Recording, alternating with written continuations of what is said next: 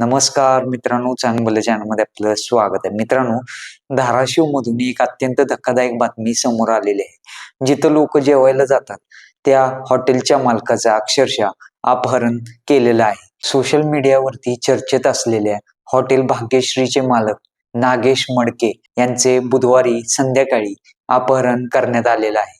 सायंकाळी 7च्या सुमारास मडके हे हॉटेलसमोर उभे असताना चारचाकी गाडीतून आलेल्या 5 जणांनी त्यांना सेल्फीच्या बहाण्याने बोलवलं.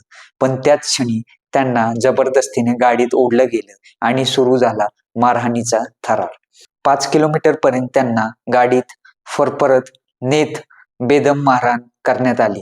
ह्याला मारून टाकू, पुलावर फेकून देऊ असे जीव घेणारे धमकीचे शब्द त्यांच्या कानावर घुमत होते. शेवटी वडगावच्या पुलाजवळ त्यांना फेकून देण्यात आलं. गंभीर जखमी अवस्थेत सापडलेले नागेश मडके सध्या रुग्णालयात उपचार घेत आहेत. नागेश मडके यांनी सांगितलं, याआधी मला धमकीचे फोन आले होते, पण असा थेट जीव घेण्याचा प्रयत्न होईल असे स्वप्नातही वाटलं नव्हतं. कोण आहेत हे अपहरणकर्ते, का केली गेली ही हिंसक कृती, या प्रकरणामागचं सत्य काय आहे?